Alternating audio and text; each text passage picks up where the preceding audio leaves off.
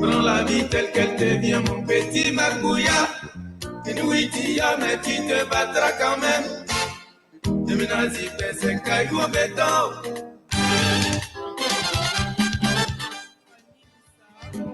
Fais-nous couler le pétrole. Youbeya, t'as mal aidé les coups.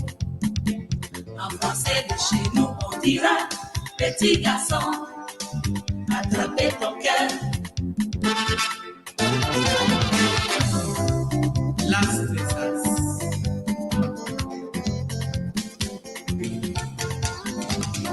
Nanywa wa mima, nanywa wa mika.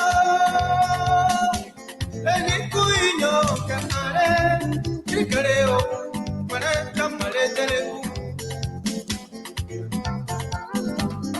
Nanywa wa mima, nanywa wa mika. Eni barateka, tubuiko, mare kamare me. Oxy Jimmy. Creía mi yaculini, de curebele, you wait, pronta via me, mañana ya sema, azoya yo ir culebe. La vie n'est pas si facile que ça. Youbeya, t'as mal aidé les coups. Un homme qui dort est un homme mort. Petit garçon, attrapez ton cœur. Et quelqu'un ne coûte à mal et il n'y a pas mal. Jeune fille, il faut lutter aussi. Il faut lutter pour aider petit chéri. Étudiant parent, faut serrer les dents. You are. Les bosser, tu t'énerves, tu t'en veux, c'est pas fini. La décision peut tout changer. Que la vie va acabar con que. Prends la vie telle qu'elle te vient, mon petit Magouya. Oui, mais tu te battras quand même. Demenazi fait ses cailloux en béton. And hello, world. If you're just joining us, this is British Radio Africa. We're coming your way live from Detroit, Michigan. And this is yours truly, ASHFORD the Giant Galway. He's the brother who doesn't eat iron, but he's definitely stronger than the lion. Oh, man. Another show. Hope you're having a great time tonight. We're going to broadcast, phone blast, and musical forecast. We have with us tonight the representative of District 2, Quinamo District, Grand GEDEH County, Dr. George S. BOLEY. Comfortably seated in studio right now as we speak. Oh, man.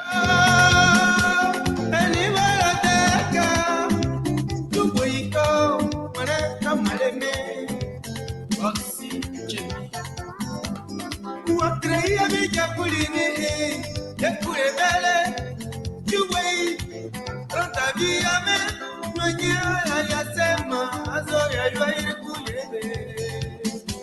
La vie n'est pas si facile que ça. Youbeya, t'as mal aidé les coups. Un homme qui dort est un homme mort. Petit garçon, attrapez ton cœur. Et quelqu'un ne coûte à mal et il n'y a pas mal. Jeune fille, il faut lutter aussi. But how can I don't have the option to share the video tonight? Please do that for us, okay? We don't have the option to share the video. I don't know what's going on.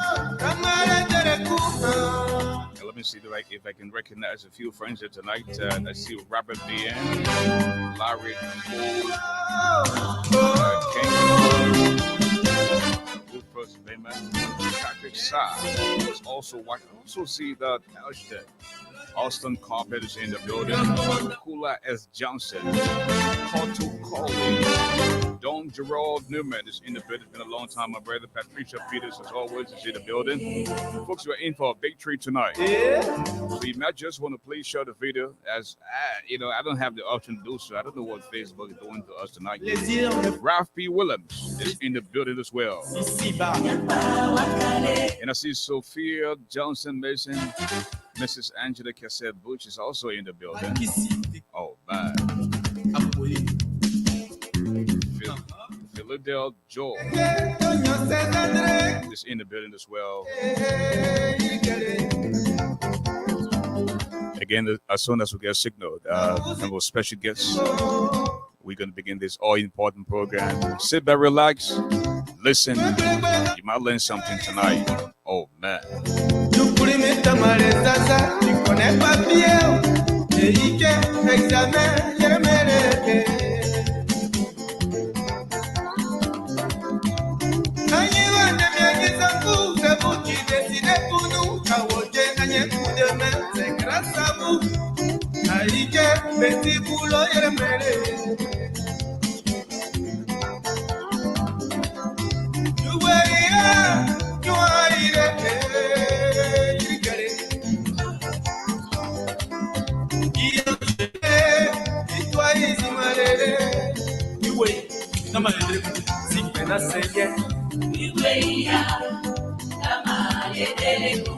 Si tu t'en fous, tu es un homme foutu. Petit garçon, attrapez ton cœur. Jeune fille, il faut lutter aussi. Il faut lutter et qu'elle est chérie. Étudiant parent, faut serrer les dents. T'as malade de la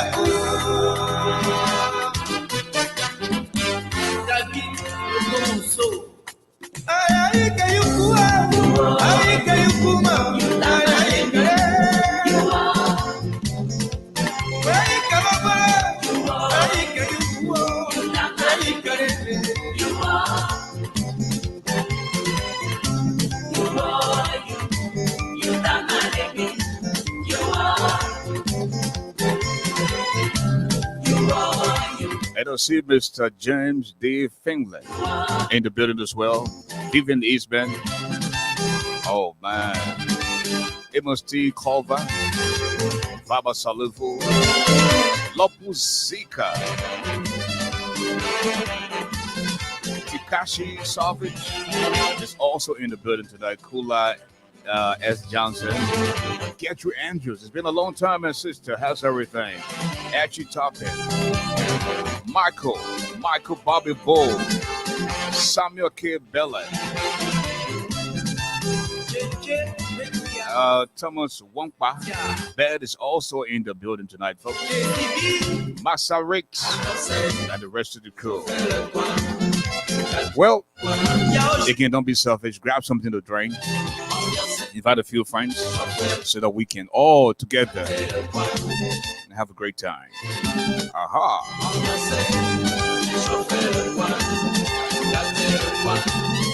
Andrea Clark is in the building as well.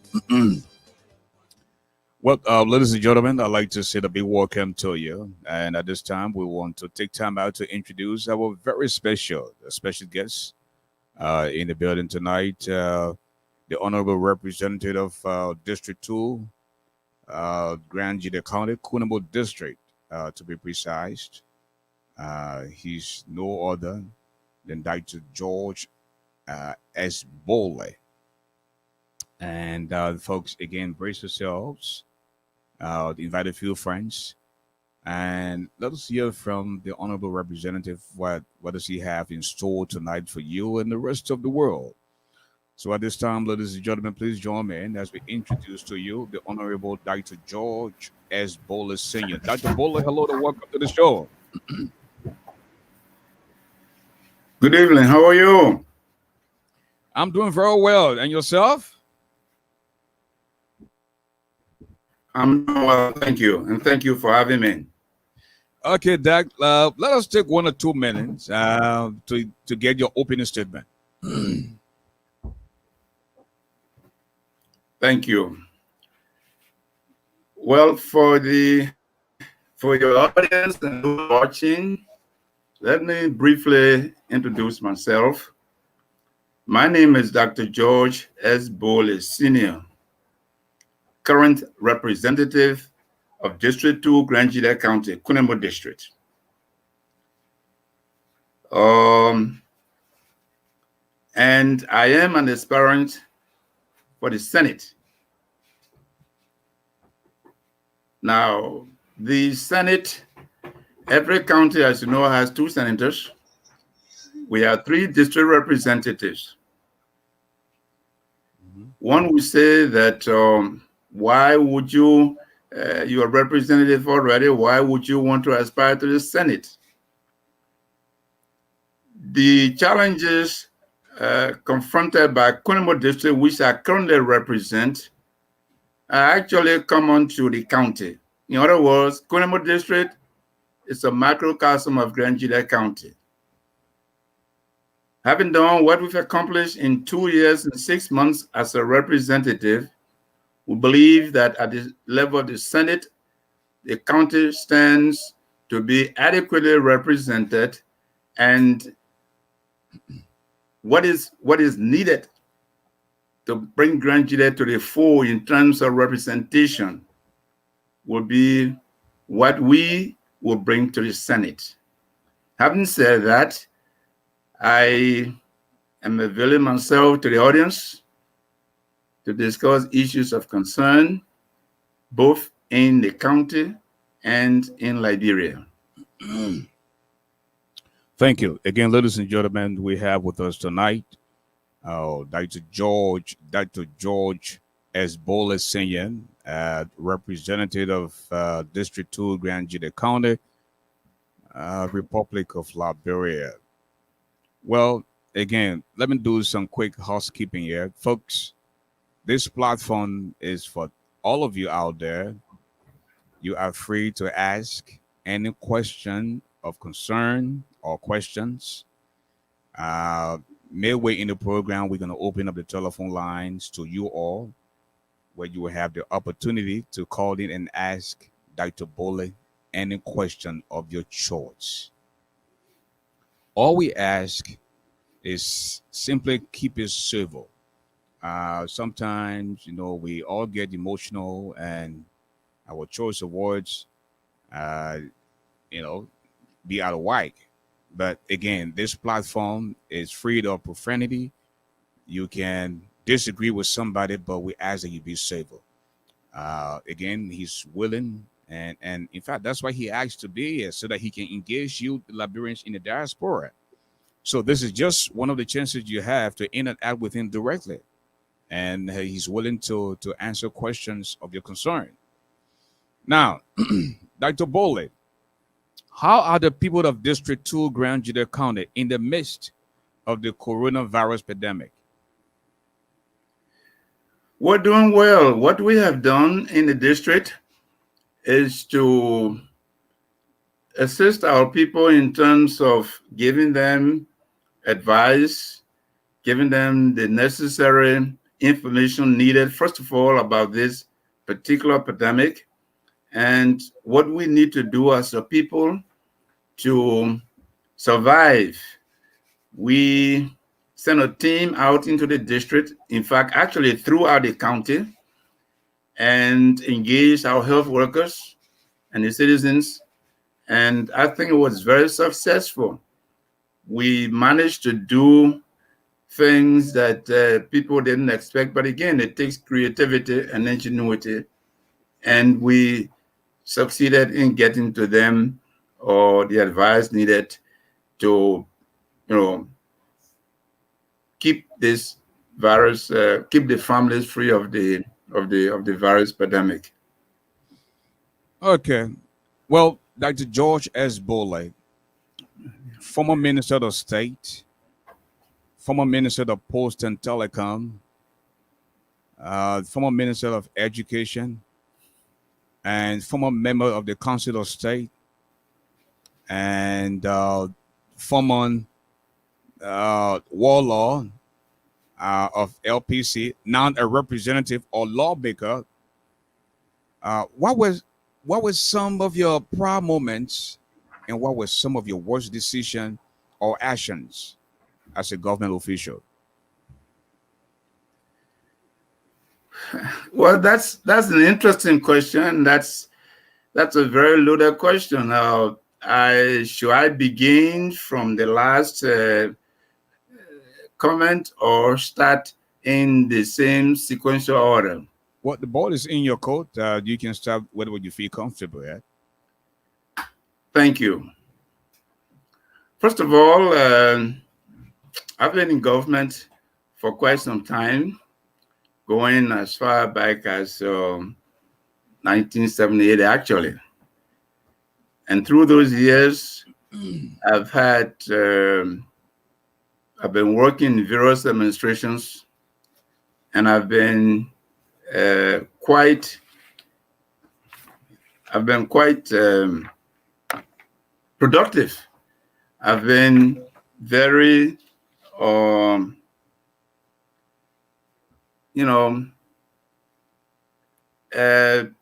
effective in the various entities you just named. Okay, in government, in the ministerial positions, I left footprints that are memorable. So let me begin by starting first in education. In the field of education, between 78 and up until the war years, during my tenure as Minister of Education, many of the schools in this country, through World Bank projects, were built on my watch, including the school in Kunemo that you attended. And the Zwedu Model High School, 1978, the one in Bunjima, 1981, the Habel Model High School, and on and on. Many of the schools between that period were constructed on my watch. The Matthew G. Doe Elementary School in Tucson, Grand GEDEH County, in Babula Town, in Janson, were built during my tenure. That's education. As Minister of Posts and Telecommunications, I constructed the regional post office in Zwedru. As Minister of Education, also, I constructed the Regional Education Center in Zwedru, Grand GEDEH County, making Grand GEDEH County the regional center for the Southeast. You mentioned Minister of State. At the Minister of State, the Minister of State is the Chief of Office Staff for the presidency. You work with the legislators, with the President's cabinet in various positions. I've done those things credibly and effectively, and I'm proud of what I've done in government through these years. You made reference to the word warlord. I'm not a warlord. You know, the word warlord defined in the dictionary, it's quite different from what people intended it to be. I didn't go to war against anybody. I didn't loot anything. I didn't pass any orders to do any summary executions. Those are the imaginations of people who don't know the meaning of the word warlord, and I'm challenging all of you who are scholars and academicians to deal with that. And so in other words, I'm asking you also, since you use the term warlord, give me your perception of what a warlord is. Okay. I resisted a war and I survived. And I'm proud of what I did. And as I said, I would do that again under similar circumstances. The war years were terrible years for this country. I was one of those who brought about peace mistakenly. People, believe that participating in the war, that one must have engaged in atrocities and heinous crimes and whatnot. That's a wrong perception. And so, without really much ado, I try to let people know that they sometimes and often misuse the word warlord. The other word, rebel. A rebel is defined as someone who unduly, without provocation, attempts to remove a constituted government. I never attempted at any point in time in my life to undo a constituted government. So that's just it. I believe, Mr. Garland, that my years in government have been productive, have been meaningful, and have contributed to the development of this country, and particularly in the war years, unfortunately in this country, was one of those who brought about a peace.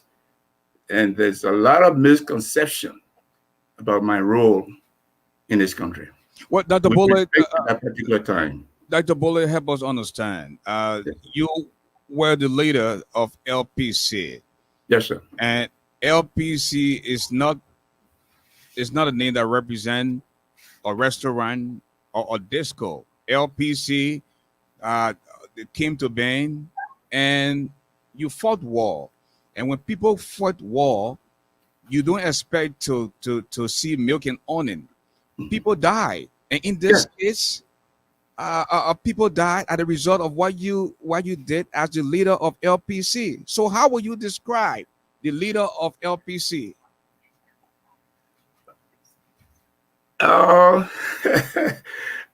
That's true. During war, people die. War is not pleasant. LPC is not the name of a restaurant. LPC is the acronym for Liberia Peace Council. I repeat, Liberia Peace Council. And I will not go into the history, but the role of the LPC since its inception in May of 1990 was intended to resist war, to bring about peace. And we did that. The LPC was an organization designed to bring about peace, and it assisted in bringing about the peace. The LPC had no military bases, no headquarters, and yet it was successful in working with the West African peacekeepers that came to this country to restore law and order. Most people don't know that. A lot of people don't know that. You know, maybe this is an opportunity to let Liberians know that what we did here, what the LPC did, is worthy of commendation. Yes, people die. Wars are not, parties. Even during parties, people get, wounded. But I did not at any point in time organize any organization. I had no resources to purchase weapons, So this whole idea of you organize a warring faction and people died, it's a myth. Yeah. And what the ECOMOG did here and what we did here, and let me perhaps make this public for the first time, was to assist the African peacekeepers who came here, who did not know the terrain, and who needed the support of trusted people in this country. There were powerful countries who did not want to see ECOMOG succeed, who would glut over Africans' failures in trying to bring about peace in Africa. When the war started in Liberia, the position of the powerful United States was African solution for an African problem. All of you know that. African solution for an African problem. So we found the African solution. ECOMOG came here. We cooperated with them at their request to bring peace to Liberia and make sure African solutions found for African problems. And what we did here in Liberia was emulated by important countries like the United States. I repeat, what we did here was copied by powerful countries like the United States, in Iraq, in Afghanistan. Who found Saddam Hussein in Iraq? It wasn't the Americans. They had over 100,000 troops on the ground. It took an Iraqi to find Saddam Hussein. Who knows Liberia than the Liberians? And when things got out of hand, they needed someone like George Boley to lead something called the RPC. And we brought the peace. Thank you. Now, Dr. Boley, people from Grand GEDEH see you as a hero. Yes. People from Nima County see Prince Johnson as a hero. Now, people from Central Liberia, including Bon County, see you as a bad man because you were the head of LPC, and again, as a result of what happened, people died. Now, do you have any regrets? Do you have an apology to say to the lives that were lost in Central Liberia? Well, Mr. Garland, to you and all the Liberians here and abroad listening to this broadcast, I repeat, I personally, first of all, you cannot compare a Prince Johnson to George Boley. We're not the same. Okay? We're not the same. Prince Johnson's conduct is quite different from what I'm alleged, I'm accused to have done, or what people perceive me to have done. And let me go straight to the question you asked, if I have any regrets. I have absolutely no regrets about my role in bringing peace to Liberia. Those who do not know now or didn't fail to perceive what role we play will come to realize when the truth is told. Again, Central Liberia, look, you're talking about Bon County and other parts of this country. The entire Republic of Liberia,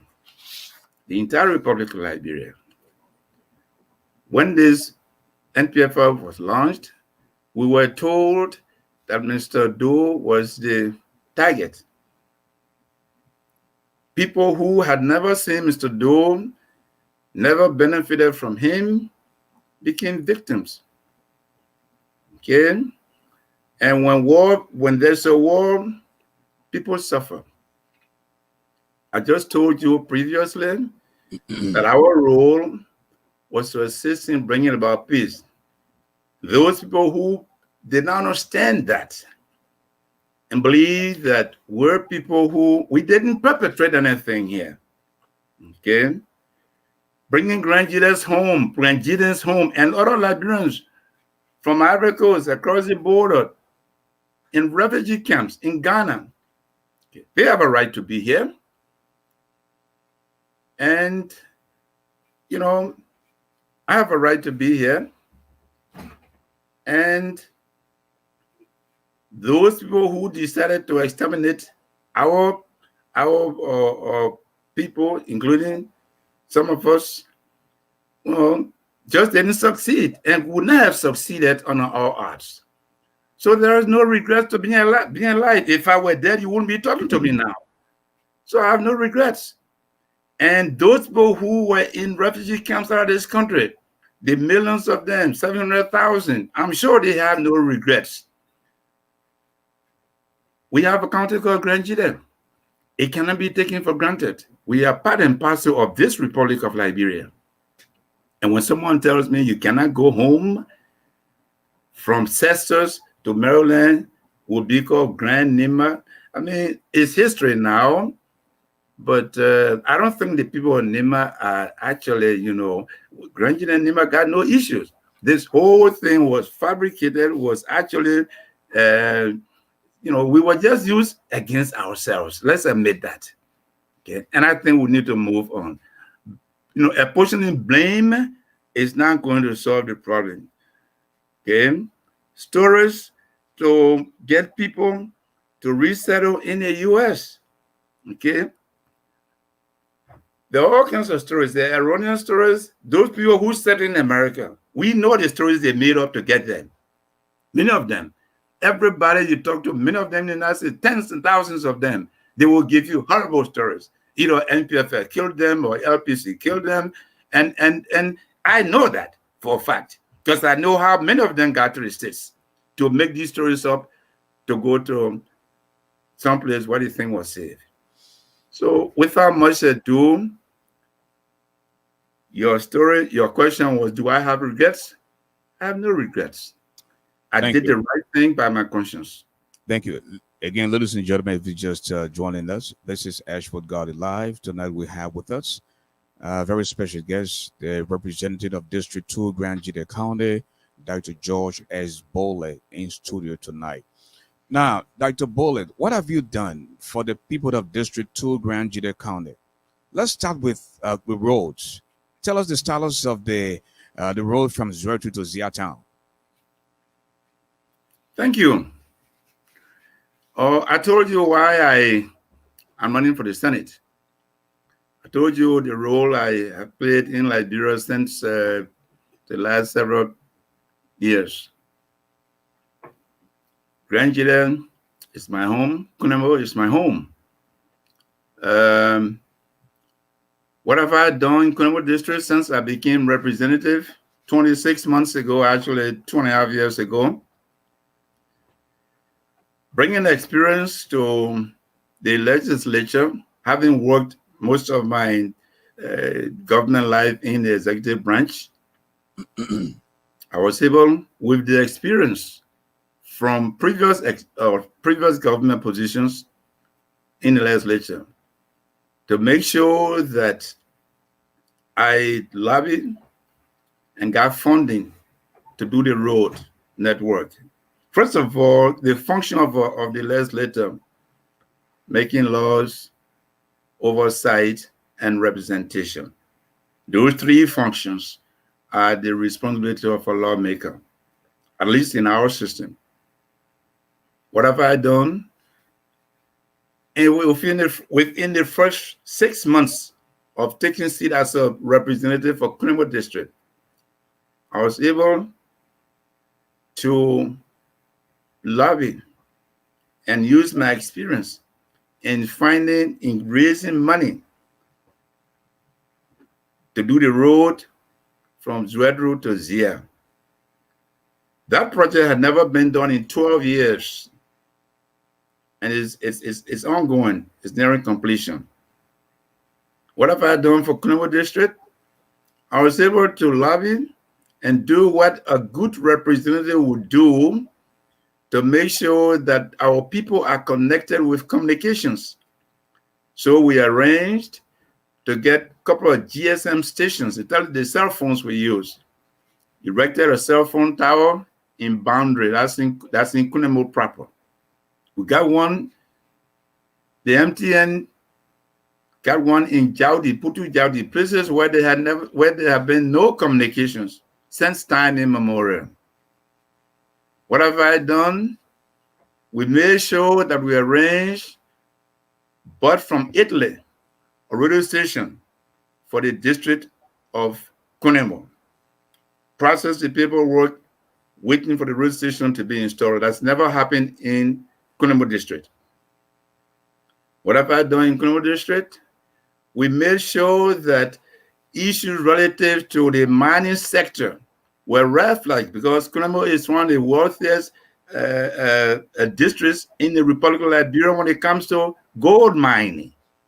We raised red flags that are now made this issue a national issue. That was the first thing I did in the national legislature in this country.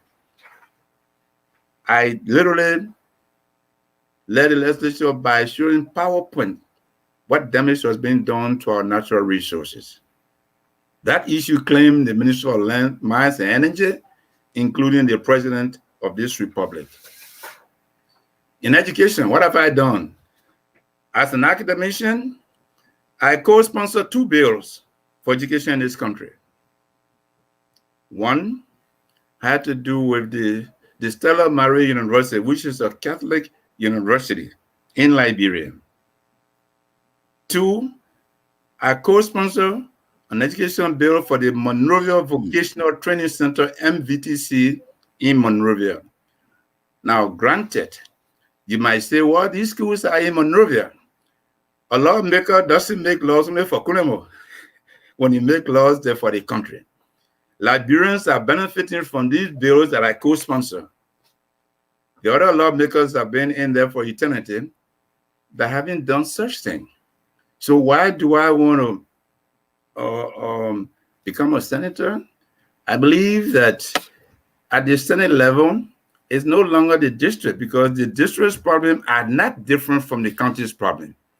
And I can bring relief and redress to the issues affecting Grand GEDEH County. Now, what have I done for Grand GEDEH? I taught at a community college voluntarily for 2 years. I designed the career. I was the chair for the curriculum of the college, Grand GEDEH Community College. And that curriculum now has been accepted by the University of Liberia so that students from Grand GEDEH Community College can matriculate to the University of Liberia. So, Brother Garley and those of our people in the diaspora, I could go on and on. In just the 2 years and 6 months, these are just examples of some of the things I've done. What have I done for students from Grand GEDEH County and particularly from Kunemo District? I support education. I'm on the House Committee on Education. Education is what made me. Okay? I take the initiative to sponsor students at my own expense, both at the University of Liberia, private institutions, and the Grand GEDEH County Community College. And I pay their tuition. I don't owe the college a dime, unlike others who owe the college hundreds of thousands of dollars, Liberian dollars. So I put my money where my mouth is. And these issues I just mentioned are not peculiar to Kunemo. They're Liberia's problem. Road connectivity, health issues, education. There's something called the County Development Agenda developed by the government and what we call our partners, the supporting partners. They have identified these as the problems in almost all of Liberia. No roads, health facilities are bad, are not good. Education is a problem. And so I have addressed these issues in ways that reflect my personal values and beliefs. The Ziatown Clinic, we uplifted that clinic, lobbied with the Minister of Health, and that clinic now has been elevated. Supply logistics and personnel, uplifting it, making sure that our mothers and sisters and people who need health facilities do not have to travel to Zwedru on motorbikes to get treatment. So the road is there now. If a pregnant woman needs to go to Zwedru, she doesn't have to ride a bike. She can get taken to Zwedru in a car. These are my accomplishments in 2 years and 6 months as a representative for the district. I don't know if I heard you talk about some of the bills you sponsored within your presence at the lower house for the last 2.5 years. Could you please explain? Yes, sir. Could you please explain to us? Yes, sir. I co-sponsored 2 bills. One of them is for the creation of Stella Maria University, which is a Catholic institution. Used to be called Stella Maria College or Polytechnic. And that bill was co-sponsored with Mike Jury of Maryland County. Okay. Then the Monrovia Vocational Technical Center in Monrovia, MVTC. That bill was co-sponsored by me in conjunction with Lieutenant Colonel Jimmy Smith, representative of District Number 2, Matsurara County. These institutions are attended by Liberians, including Grand GEDEHs. Now, Dr. Boley, are you a member or an affiliate of any political party? Yes, I am. Mm-hmm. I am a member of the United People's Party, UPP. And I ran on the UPP platform 2017. I am an elected representative for the United People's Party. And which candidate or candidates for the Senate are you supporting? I'm supporting George Boley. George Boley is a candidate for the Senate, and George Boley is running to become senator for Grand GEDEH County. Now, you have one of the current representatives who many perceive as the godfather of politics in Grand GEDEH. He's on the ballot as though running against you. What are your chances? Pardon? Mr. Garley? Yes, sir. I don't know what you call godfather of Grand GEDEH County. I just told you that a few years ago there was no Grand GEDEH County. When our people were in exile, I was in the place called Grand GEDEH County. In fact, let me just briefly give you the scenario. The Grand GEDEH County that you know and I know, it's a name. It's a name of yesteryears. It's a name of 1964. The Grand GEDEH County of 2000 March is a new Grand GEDEH County. I know the history of Grand GEDEH County. There were 5 districts.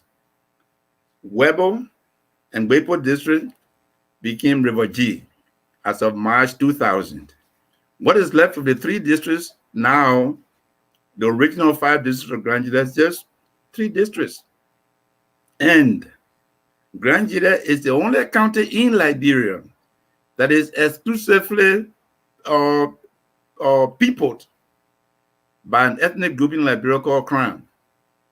I repeat, the Grand GEDEH of 2000 is the only county in this country that is peopled by a single ethnic group.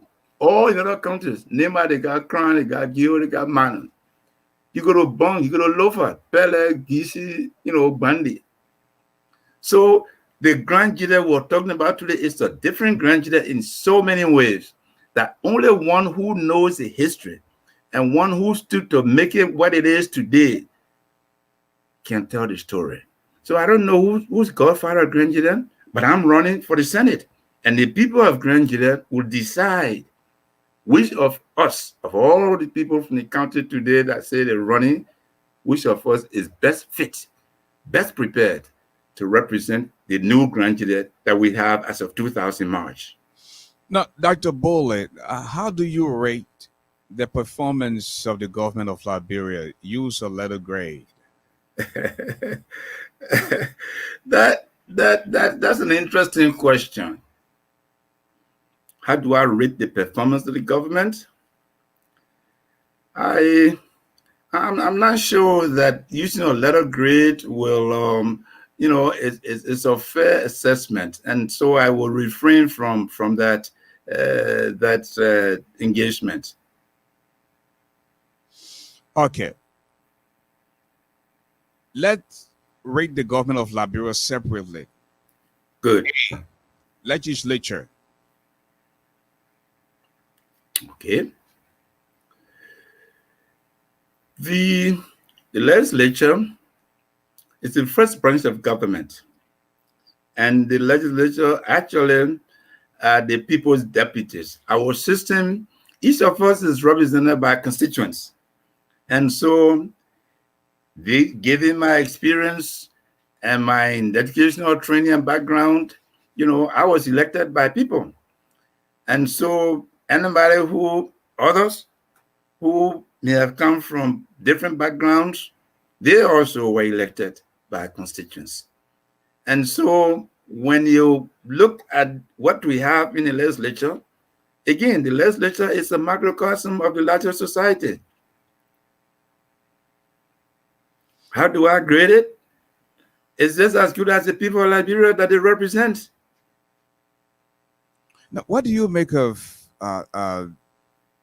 the people in Liberia who say our problem is not with the executive, it is with the legislature, because they are the ones who are clawed with the authority to bring the executive to attention? And Others say the legislature accept brown envelopes on in some instances.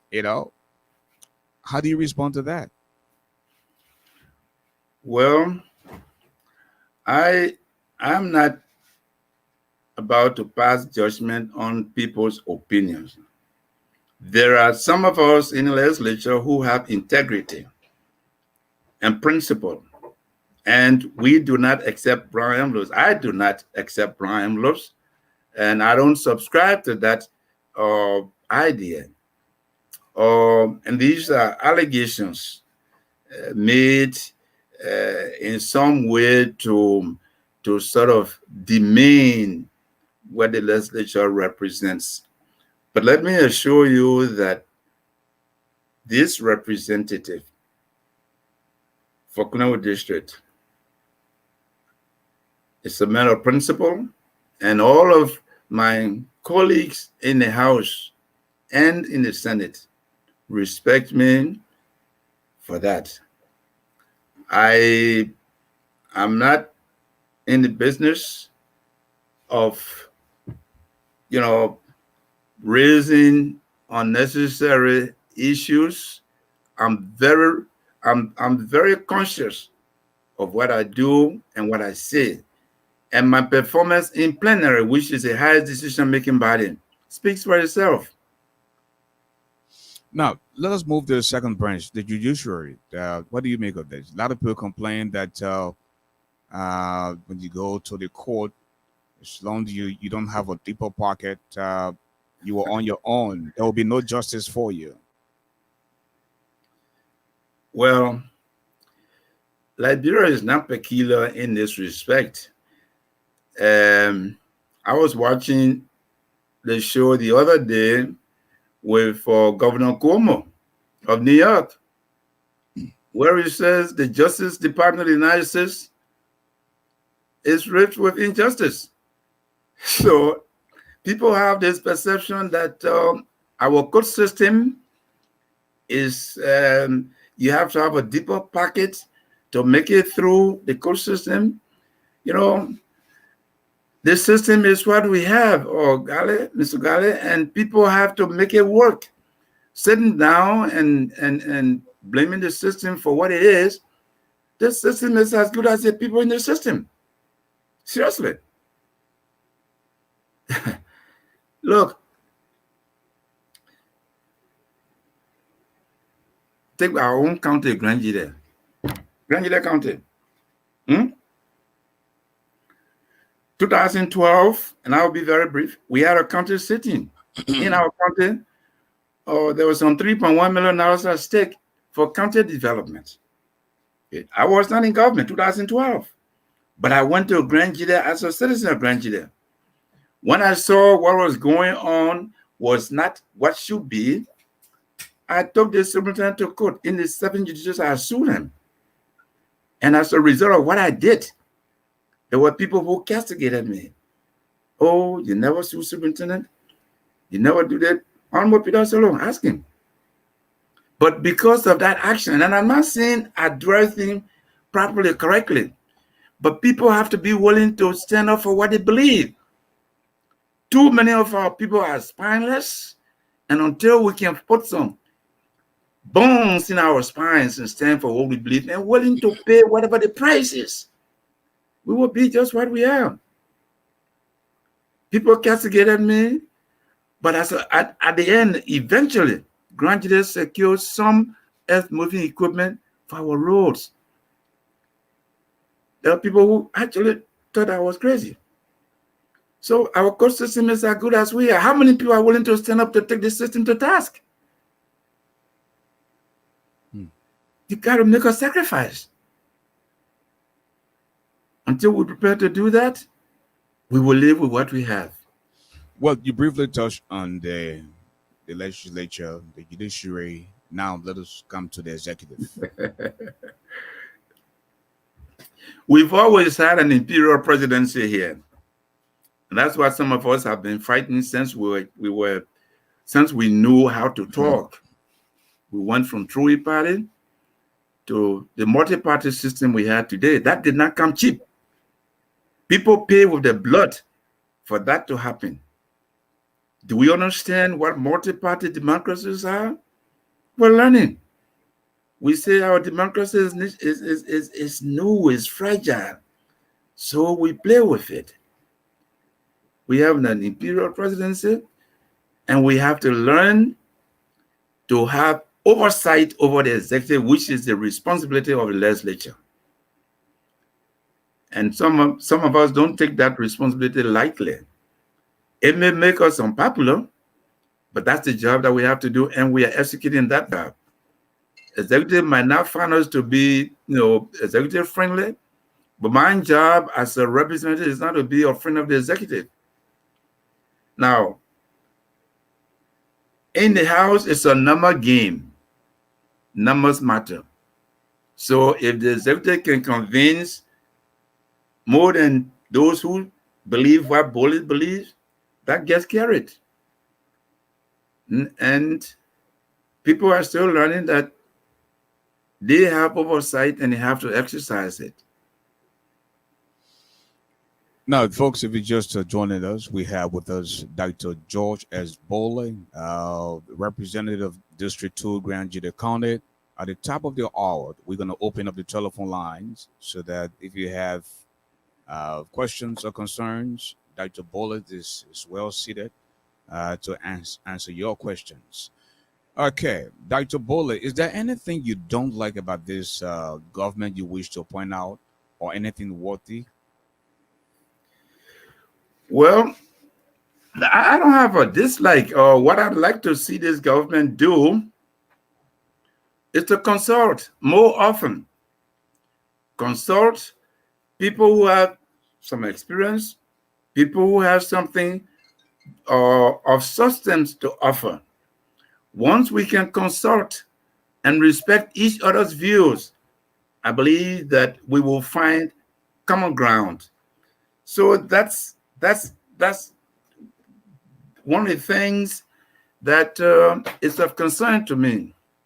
Otherwise, I make sure that whatever I believe is pursued with respect to, things should be done. The committees I work on, my views are expressed in very, very clear terms. There's no ambiguity in what I say or do. Okay. Now, what is your take on the recent incident in Zwerdo involving one of your colleagues, Representative Yeke Koluba?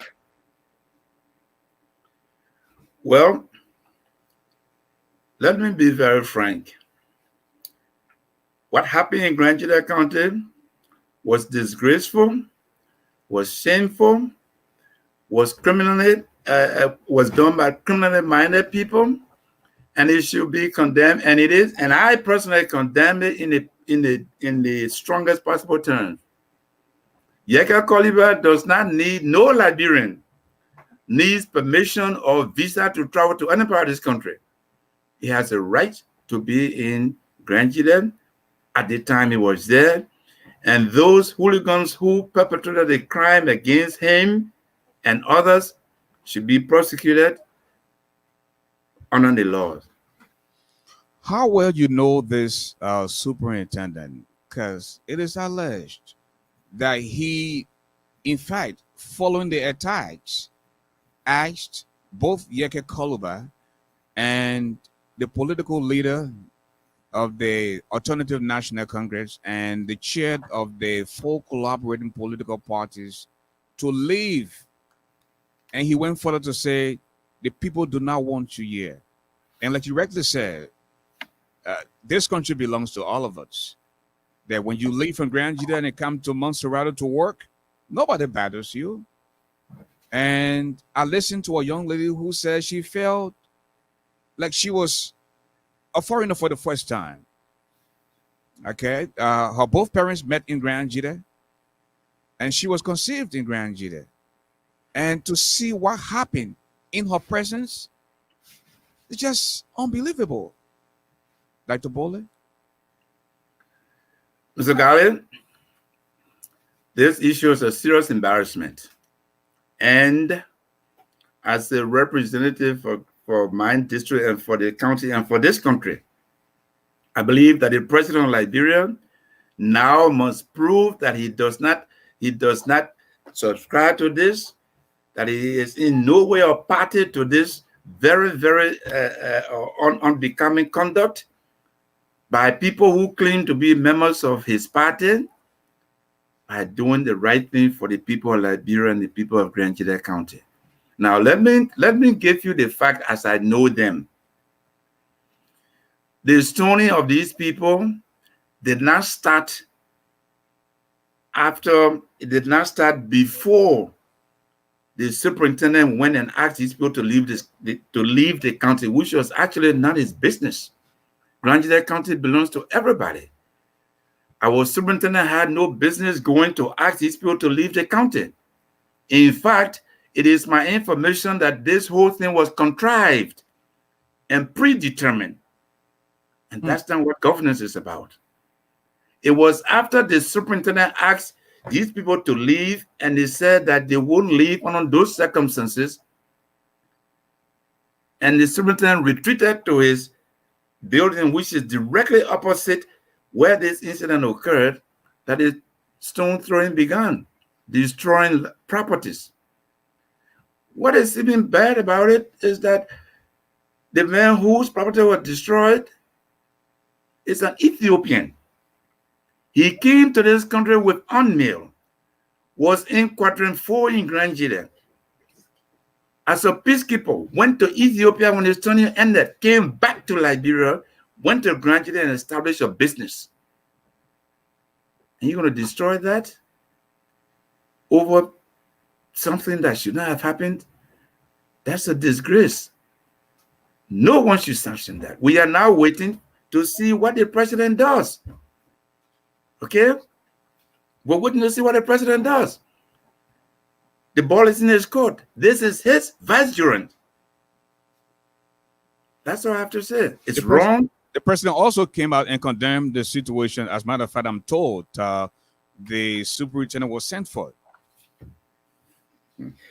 Look, yes, the superintendent was sent for. Well, this is why I say we are waiting to see how the investigation turns out. It is alleged that seditions orchestrated this, including the superintendent.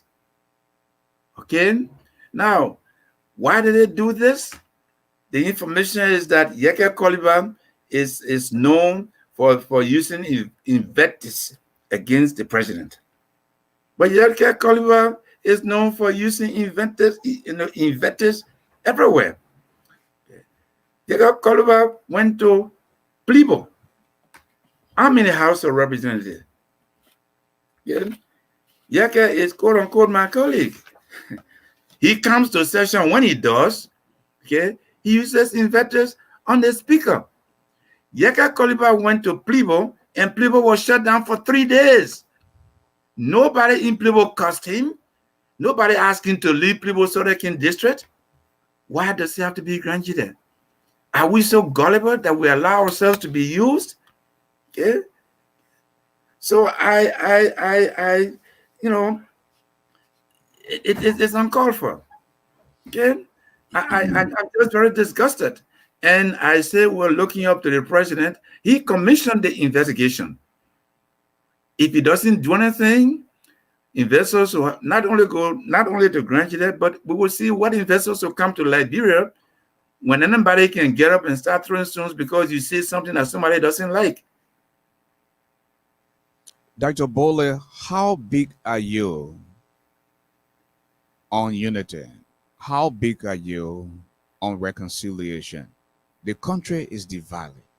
People are angry. How do we reconcile this country? Reconciliation is a two-way street. People who seek reconciliation must be willing to truly reconcile. Those who are charged with the responsibility of uniting the country, or at least, take on their own or give the impression that this is the exclusive preserve, should be willing to seek counsel. I don't see that happening much in this country now. Seek counsel. You don't have to like me, but I certainly have some ideas that can bring this country together. Everyone has a following. You do. I do. Everyone does. Let's sit down and have a conversation. Until we begin to do that, it's not likely that reconciliation will come on a silver platter. What do you make of the TRC? A lot of Liberians are calling for the War Crimes Court or the Economic Crimes Court. They want to see justice finally prevail. How do you respond? I think it's a good thing. The sooner the Economic Crimes Court or the War Crimes Court can come to Liberia, I think the better it will be for all of us. And what do you make of the TRC? Well, I have my own issues with the TRC. The TRC was intended to reconcile the country. The TRC missed the opportunity by becoming divisive. Members of the TRC were people who were used in certain ways. The report itself, I know people outside Liberia don't know what happened in this country with the TRC report, but the TRC report is a disgrace. I repeat, the TRC report is a disgrace, discredited by the same people who were brought here to supervise it, because our people, those who were on the commission, some of them, the chairman or whatever his name is, Jerome Verdia, Massa Washington, and John Stewart, those three damaged this country in terms of what they did with the TRC report. That's all I have to say. Okay. Ladies and gentlemen, if you just joined us, it's time to go to the telephone line. The number to call is 248 979 1718. That's 248 979 1718. Questions for Dr. Boley. You can now begin calling. And of course, Dr. Boley is here ready to answer your questions. And speaking of answering your questions, we want to go to the line now. We have Mr. Lofa Julius. Lofa Julius is on the line from North Carolina. Hello, Lofa. Hey, Brother Ashford.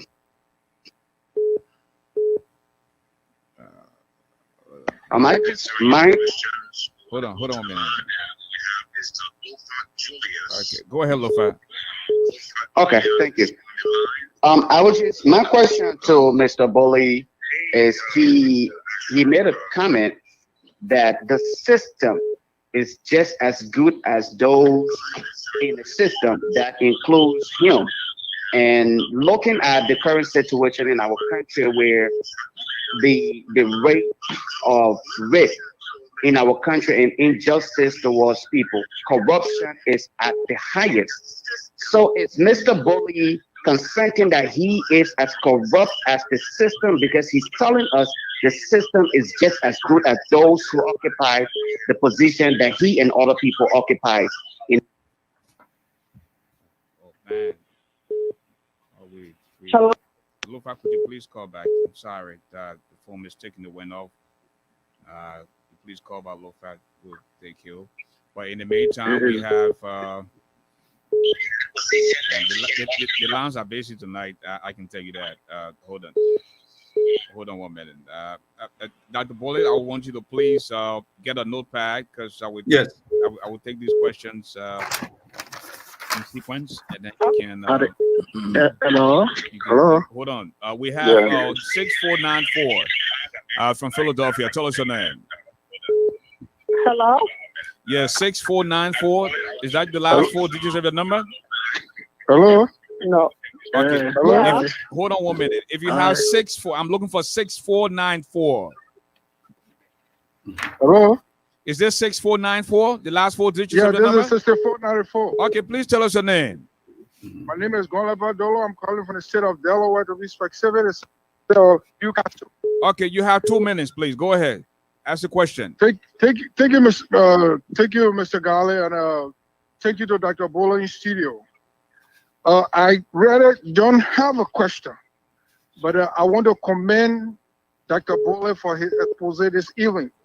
He spoke like a patriot, and he stands for Liberia, not Grand GEDEH County. Everything he has said, I'm in full support of him. But here's my question to you, Dr. Boley.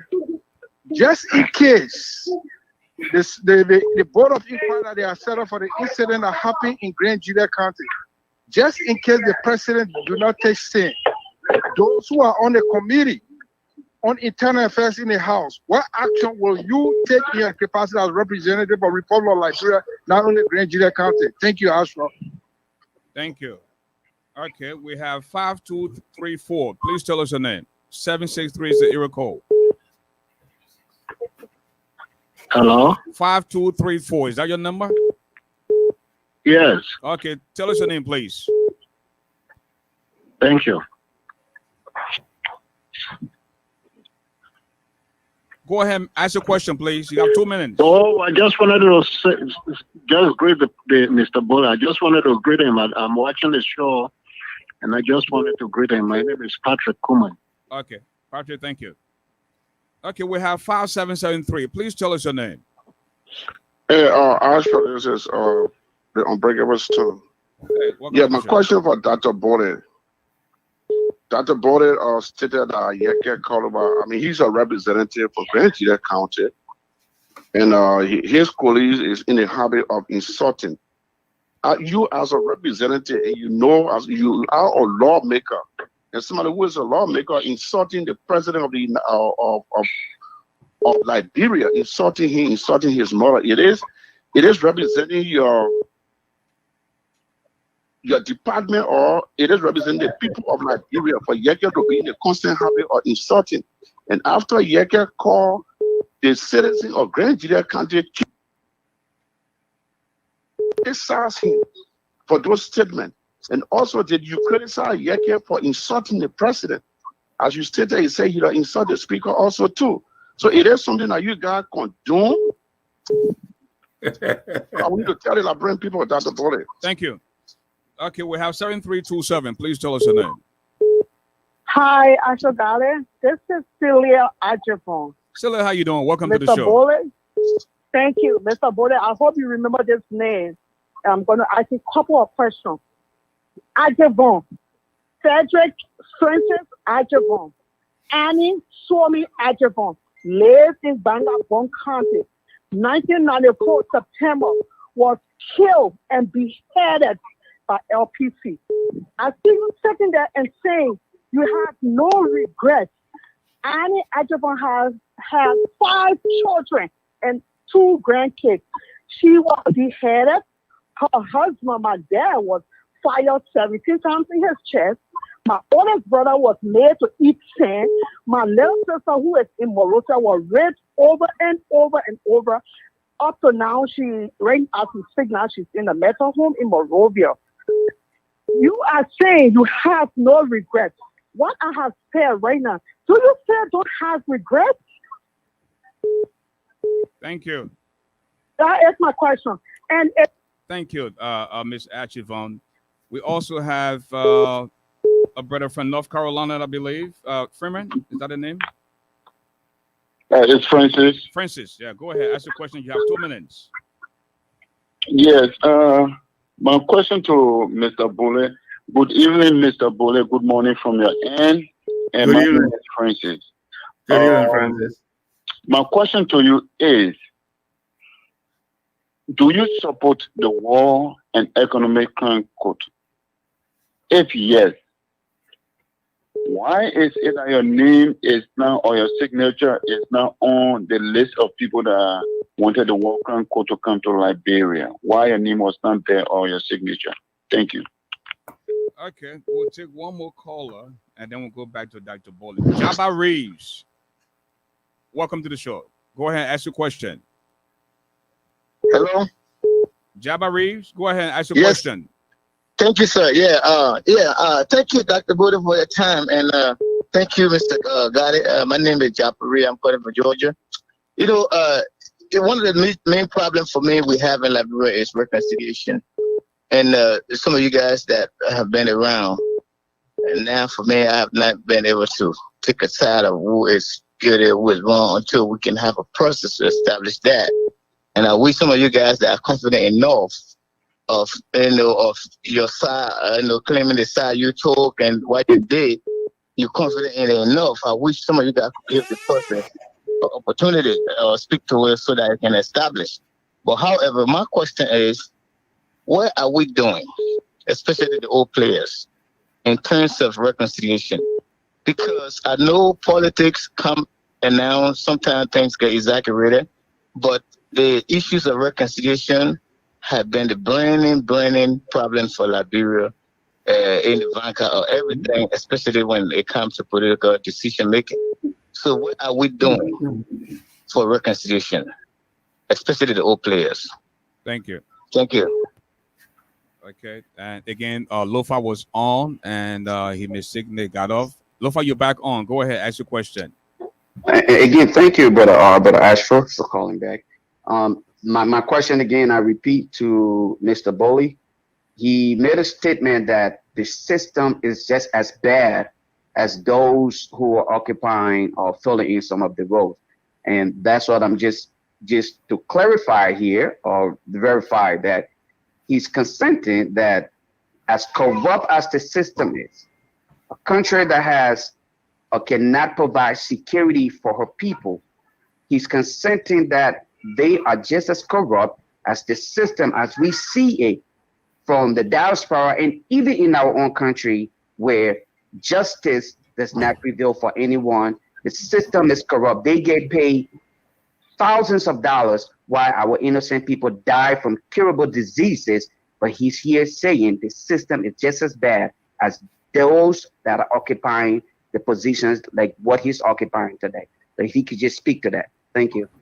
Thank you. Again, we're going to stop here now for the call-ins, and we'll go back to Dr. Boley so that he can give us some responses, and then we'll go back to more callers, okay? Dr. Boley, back to you.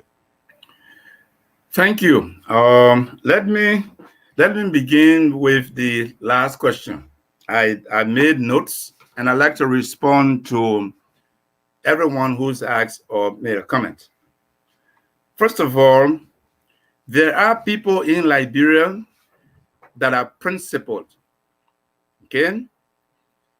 The question about whether I am part and parcel of the corrupt element, the answer is no. Since day one, I've always been principled. I never joined any group. I'm not a follower. I make sure that when I take a position, it's a matter of principle.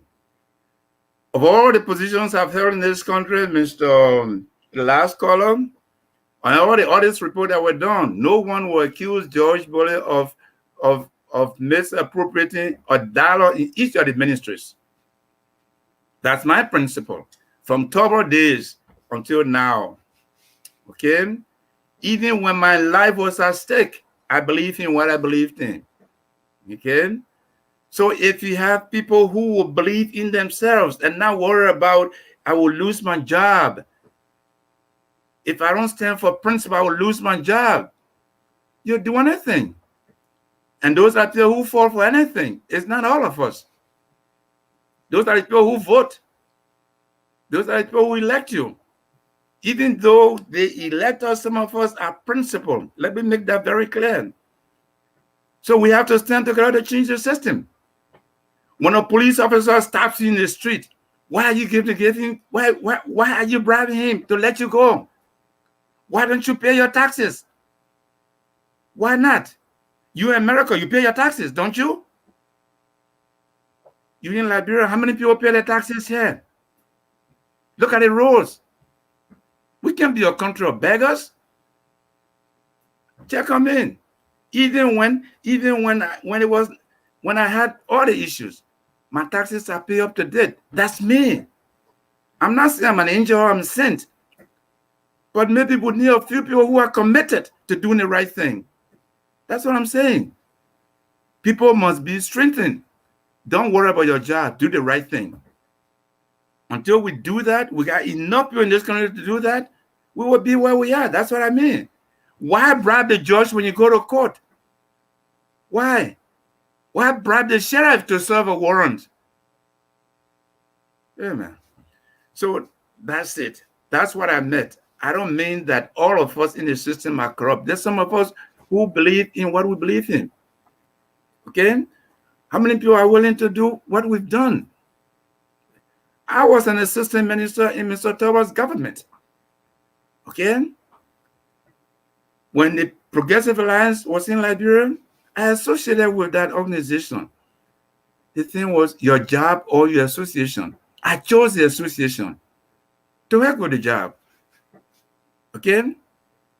In the end, I landed in prison.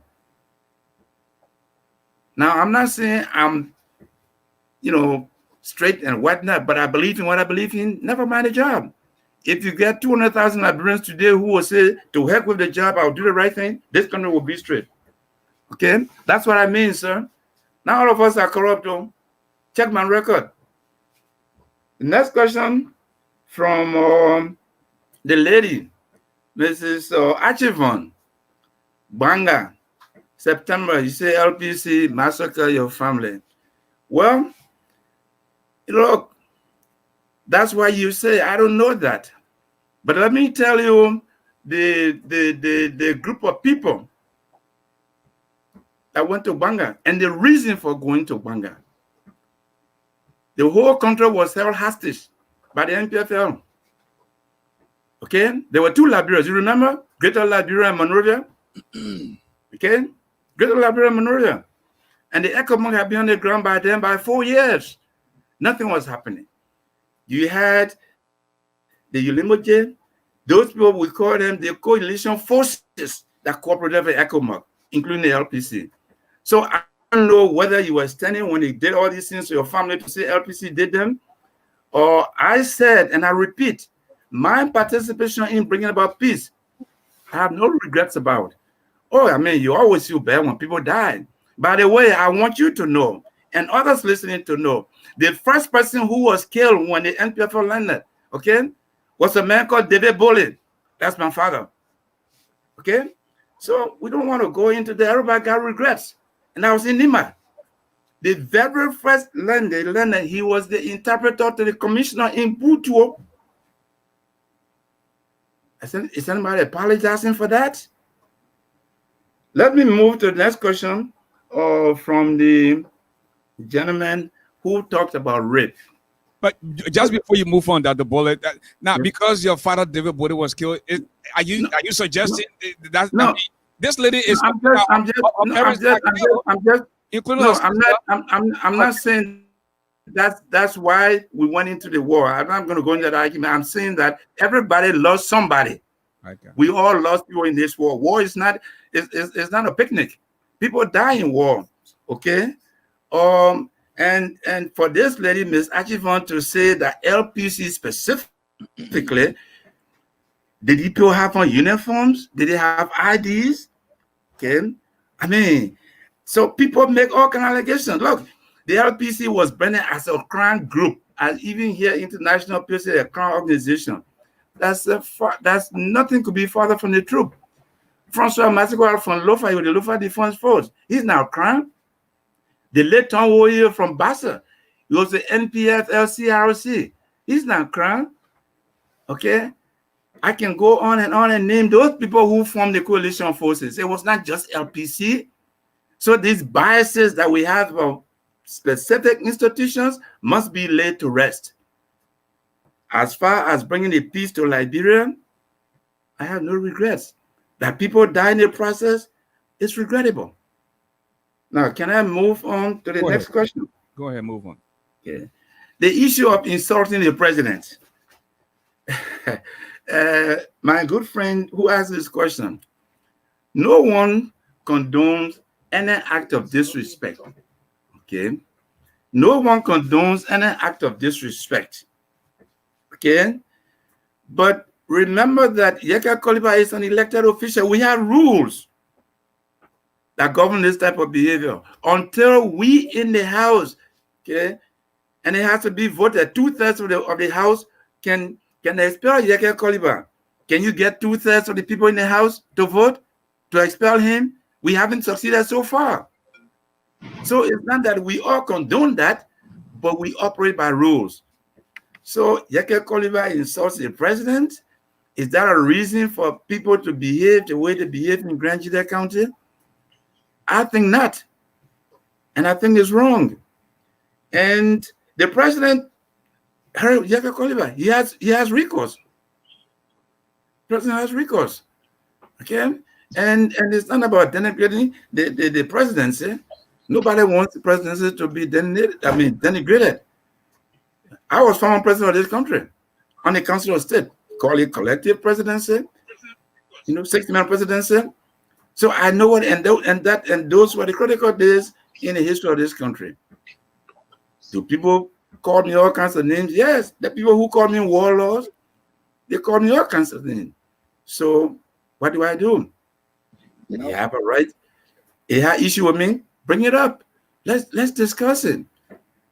So I want to move on with the insult. And a gentleman asked a question about rape. Nobody in this country that I know, or at least other than the perpetrator, rape is unacceptable. It's domestic violence. It's just criminal, and it's condemned. Again, perhaps the executive and the judiciary that makes this decision to be implemented by the executive should take a stand. And we encourage them to do that. We condemn rape in all its form.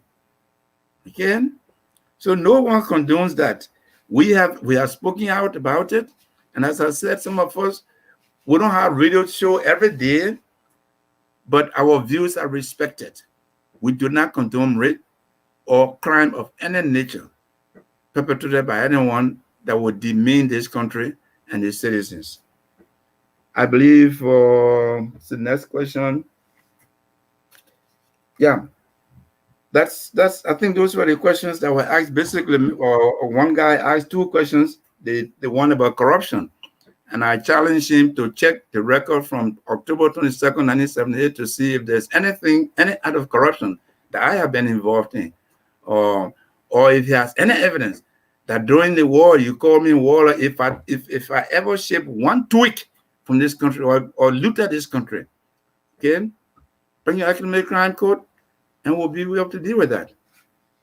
Okay. Thank you. Dr. BOLEY is in for the World and Economic Crimes Court, and he's in on it. He wants it to come as soon as possible. He's willing. And again, folks, want to go back to the telephone line. If you're just still joining us, this is ASHFORD GARLEY live on British Radio Africa. This program is aired weekdays from 8 p.m. Eastern Time to 10 p.m. in Liberia, 12 midnight. We have 5787. Tell us your name, please. My name is Harris Gunson, and I want to actually make comment on Mr. BOLEY's statement about his father being killed in Mutu. BOLEY, who he's talking about, was killed in Mutu, was an interpreter with the commissioner, and my father was a clerk. I grew up with him in Mutu. He was married to a Gio woman who was Omanyan Glineame, who was also my mother's best friend. Mr. BOLEY was not killed by NPFL, and he knows it. Mr. BOLEY was killed by Zulu troop that came in Mutu. Okay?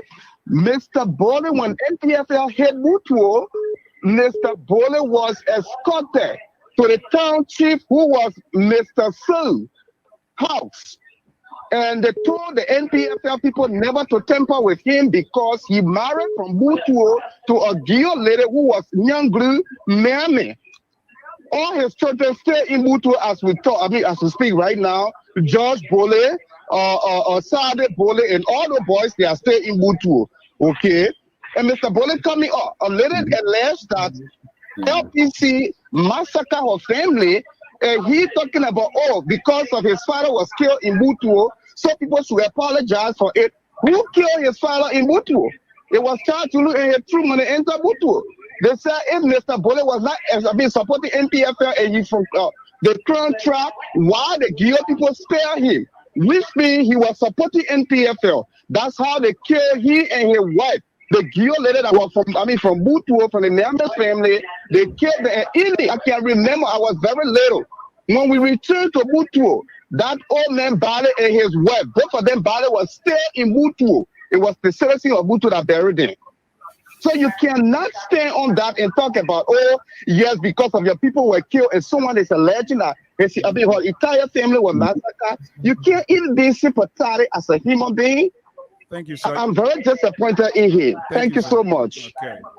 We also have 8361. Please tell us your name. Hi, my name is CZ Goya. I'm calling from Minnesota. Welcome to the show. You're live on the radio. I appreciate you, sir. Thank you so much, Dr. Boley, for coming on. I guess you kind of anticipated this was going to be a hot space. So I appreciate you as a public servant for coming on, knowing exactly the kind of conversation you're going to have. I want to focus on something different. I follow your work as an educator and being in the house. I really want to talk about education in Liberia. Given that the average age of the Liberian population is very youthful, what are you doing, Dr. Boley, as an astute educator, to ensure that we decentralize education and overhaul the educational system so that people don't have to come to Monrovia to have quality and affordable education? And what are we doing to make sure that we have LU campuses, at least in each of the capitals in the subdivision? The next piece is, are you considering creating a licensing program for teachers in Liberia so that we can be able to weed out those predatory teachers that are in the field for sex for grades or money for grades, and also try to pay more money to teachers so that we can try to make sure we are able to get out people who just get into the business of education to be predatory. Thank you. Thank you so much. I appreciate it. Okay, we have 9634. Please tell us your name. Yeah, hello. This is Ben. This is Ben calling from Minnesota. Welcome to the show. You're live on the radio. Yeah, thank you. So I know Mr. Boley said that PC did not have uniform, so therefore he's not showing in the person who killed that lady. Family was from PC. That's a shame. But let's move forward. Mr. Boley said that he criticized the issue that happened to Yeke Koluba. If Mr. Boley can condemn that issue, how is it he is not able to show any remorse for what happened to our people that was killed in Liberia? We suppose he was one of those family members. And so how can he be against those Nigerians who went against Yeke Koluba, but yet still he has no remorse for being a part of the Civil War? Now, my last question here is that, can he justify $5,000 to be paid to representative who goes to work for only 2 days in a week? Can he justify that? Thank you very much. Thank you. 9459. Please tell us your name. 9459. Please tell us your name. 9459. Morning. Hello. Good morning. Good morning. Is it 9459? Tell us your name and where do you join us from tonight? Yeah, please. I'm calling from Australia. Good morning. Welcome to the show, my brother. Yeah. Yeah. First of all, I must commend the Dr. Boley, my former United People Party brother, but not because of we were little boy and you guys and Bago Matthew were the big boys. I commend you because for condemning the act in Grand GEDEH. You know, we went through a lot of war, a lot of things. Look, look, I commend you because look, Araco does not want to take Liberian refugee, neither Ghana, neither Sierra Leone, and the guy who attack you by telling you why you didn't condemn Yeka Kumba, let him name one single county. I repeat, one single county in the Republic of Liberia for the past 12 years. CDC was in power. Whether they went to campaign there and they attacked them. He said that they all what I'm telling on the international wire here, them are not a human being. There's no isolated incident where CDC were attacked, where they go campaign in Nimba, in Basso, in Grand GEDEH, in Lofa, and people just go and attack them, the opponent. You understand? I commend you.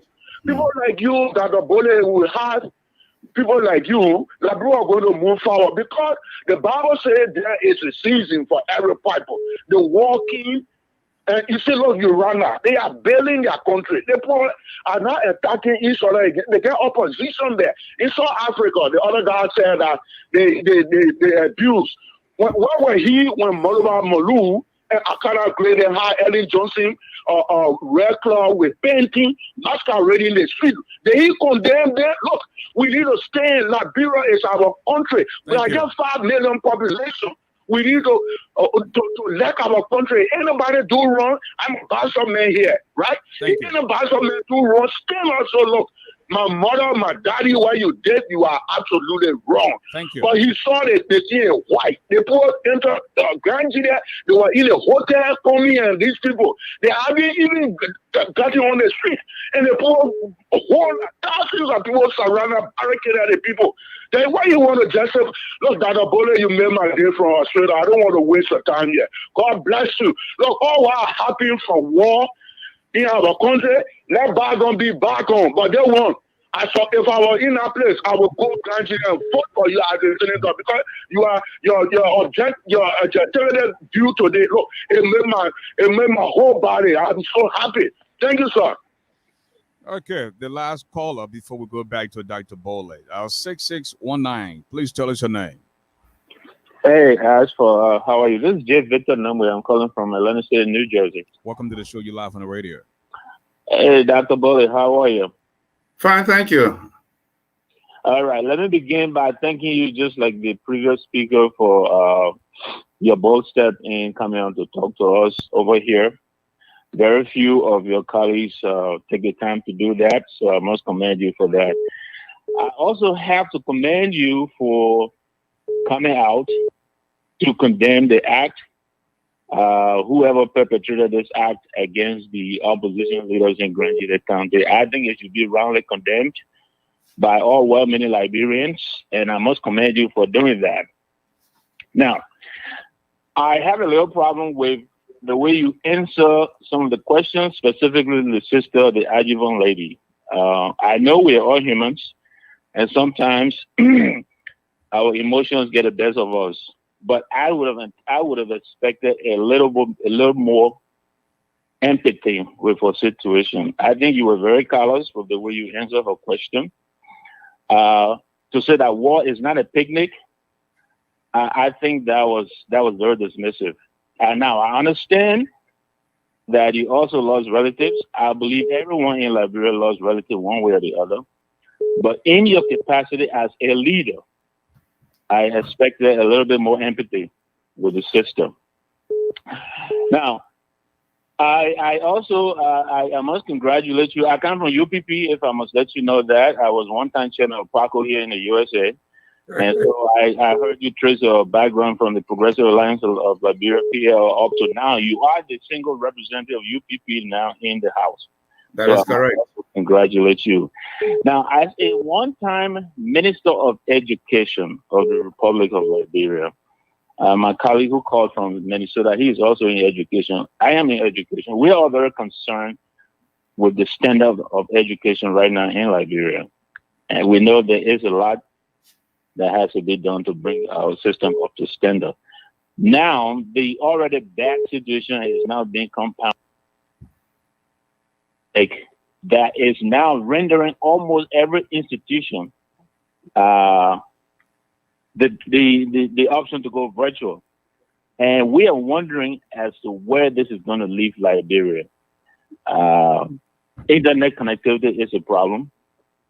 If our students are forced to stay home and attend school virtually, as a one-time Minister of Education, do you have any plan, any proposal to bring to the table to help the situation in Liberia and help our suffering young fellows catch up with the rest of the world? Thank you again for coming on. Thank you, Astro. Thank you. We want to go to Canada. We have the last four digits is 7668. Tell us your name, please. My name is Emmanuel Chavez there, Ashford. Thank you for giving me the opportunity. And I would like to thank Mr. Boley for coming on. I think he did extremely well coming on, knowing the fact that we were going to talking about a civil war. I want to speak to Liberians, especially watching Dr. Boley defend his crimes. The crimes of LPC has been documented by the TRC. If you look through the TRC report, you see exactly what the LPC did. Now, every warlord will speak to the issue of how there was a serious problem in Liberia, so they came to solve the problem. Everybody put the war on Charles Taylor. Charles Taylor is in prison. Every one of them did their own thing. I spoke to Celia Archivon on my show, and that was about a year ago when she said that LPC killed her family. So I listened to the story. I'm very disappointed to see George Boley speaking to Liberians and telling us that he got no regret. Standing and talking right now, I lost my 4 brothers and a sister in the war. So to be listening to one of the warlords saying that he got no regret is very unfortunate. However, I would like to make this point to those who are listening, because all of you decided to do nothing. That's why George Boley is speaking to us the way he is speaking to us today. I'm telling you, Liberians, especially you in the diaspora, you have made presidents, senators. You've done everything you can do in Liberia. The only thing that you refuse to do is to fight for war and economic crime squad. That's Boley spitting in our faces that he's done no wrong. And I am just not disappointed in George Boley himself, but also in Liberians. Mr. Garley, I would like to ask a question, but I will not, because I understand I won't get the answer that I want. Thank you very much for giving me the opportunity to be on your show. Thank you. That's the voice of Emmanuel Chavez. Moses, allies Steve Boley is on the line. Steve? Thank you, Mr. Garley. I want to say hi to Dr. Boley. My name is Steve Boley, and I call from Phoenix. I want you to please speak through the microphone, Steve. Can you hear me now? Okay, yes. Go ahead. As I said, my name is Steve Boley, and I call from Phoenix, Arizona. I want to say hi to Dr. Boley. I have 2 questions for Dr. Boley. I've listened to him justify himself, justify what happened without showing any remorse. My question to him is he came into politics when he was very young. What is his plan for the young people of Grand GEDEH, considering, regardless of what he says or what he justifies, he participated in the war fully? And so what is his plan for the young people in Grand GEDEH to give them hope or to enable them for the future? And also, my last question is, what is his plan for women? Because I heard him speak when Ms. Ajivon spoke, and I would say that was very disheartening that he showed no remorse. And I would say out here very clear that, regardless, we should be empathetic. He showed no empathy at all. And I think that's something that I would recommend that maybe he shows it now before the show is over. But what is his plan for women and children, especially with all this rape issue going on, violation of women and abuse? What is his plan for women and children? Thank you so much. Okay. Going to Indiana, the last caller before we go back to Dr. Boley. Hello, tell us your name. Hello, this is Alvin Peno. I'm calling from Indiana. Welcome to the show, Alvin. You live on the radio. Thank you very much. Good evening, Pape. How's the body? Good evening. I'm doing fine. Thank you. Yeah. Thank you for your service to Liberia, and thank you for your service to Grand GEDEH. I understand that we have gone through the ordeal as Liberians, And we all don't like the indelible history that have left an imprint.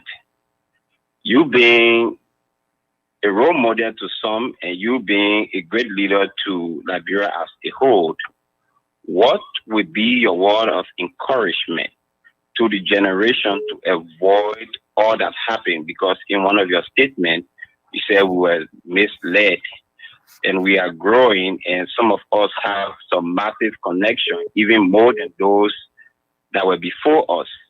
And we don't want to have a chaotic scene when we get involved.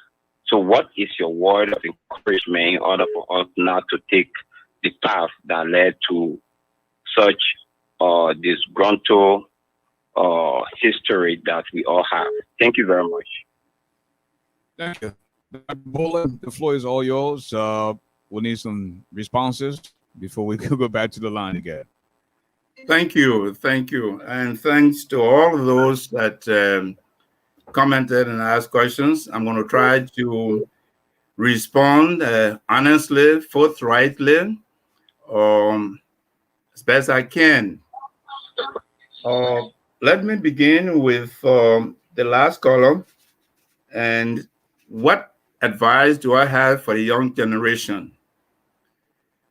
First and foremost, my advice would be go to school, learn something, get an education.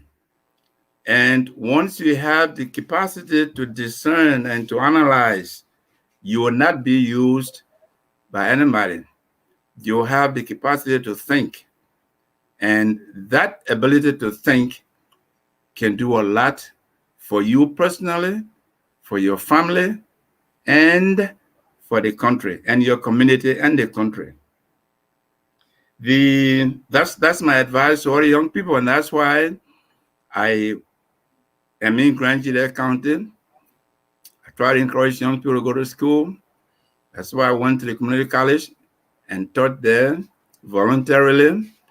And that's why I try to support as many young people that show genuine interest in getting an education. Now, times are hard. The economy is not that good. And so most people, try to make ends meet, riding motorbikes and doing things that in the long run would not improve their personal lifestyle and the community. Go to school. Education. I am an educator. With respect to educational reform, again, what are we doing to decentralize the school system? The 2011 Education Reform Act empowers the local communities to form school boards. Again, our people must take the ownership of these institutions. Again, we're so accustomed to being told what to do that even though decentralization has been placed in our laps, we don't know what to do with it. I spent 2 years in my own county, Grand GEDEH, volunteering, working with the local school board, get them to understand what the powers are that they have in the 2011 Education Reform Act. We're still learning. So all of you out there at home and abroad who have the experience, talk to your people. Look, America, where you are, the schools are supported by the communities. The state provides aids. The federal government provides it. We all know that. Our system has the laws on the books. We have to take ownership of those laws until each local school board locally can take the initiative and decide who becomes principal in the school, which teachers are hired, teacher qualifications. We should not leave everything to the Ministry of Education as we've done over the years. So it's a learning process. I'm with you on that. And we have been advising the Ministry of Education as a member of the House who has oversight on education. I'm on the Education Committee. We try to do what's possible, what we can do now to improve the system. With the onset of the coronavirus, everything was shut down in this country. And going to school was not an option. I mean, having interaction with teachers as we know them.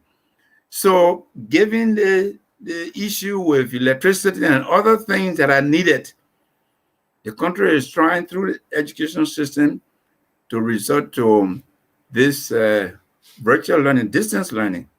Okay, it's an experiment. In other parts of the world, like the United States, where you are, electricity is 24/7. There are places in Liberia there are no electricity. There are no roads. Okay, so we're dealing with situations that are quite different from what you have, but we're doing the best we can. Okay, in terms of advice, and some of us are personally contributing to let our people know that they should take ownership of these rules and regulations to decentralize. The gentleman from Canada made reference to his,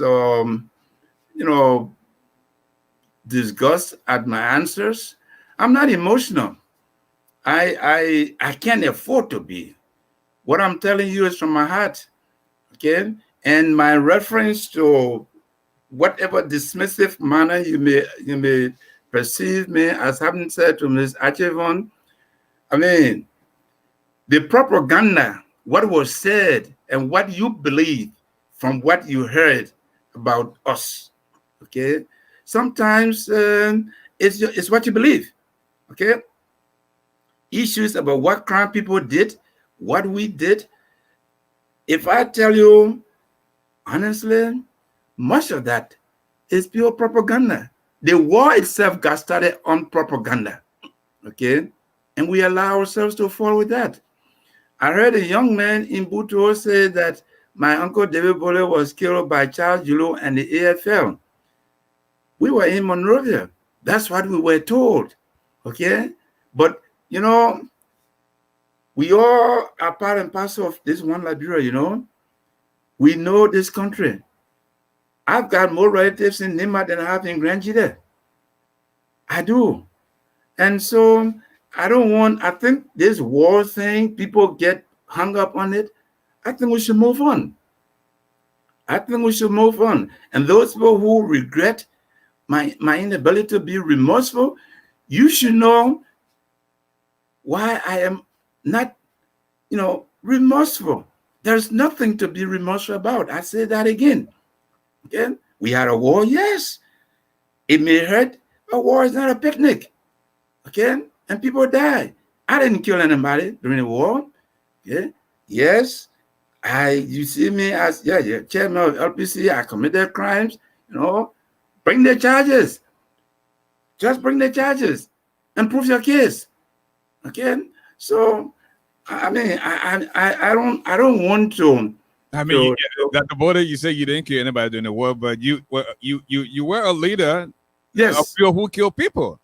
Well, listen, if that's what I said, the LPC and the coalition forces, they were not just LPC, that Lofa Defense Force. Your question is, I was leader of a group that killed people, okay, that allegedly killed people. The lady said LPC specifically killed her family. I mean, so you expect me to that I said her family, people, she lost family? I'm sorry. My remark about my father in Butro was also just to make a point that we all lost people. Wasn't that I'm not hurt by what happened to me or what happened to her. So I don't see that as Dr. Boley being unremorseful and telling the gentleman from Canada, say I'm telling them things that that they organize a war crimes court, bring it to Liberia. Raise all the money, bring them. But let me tell you one thing.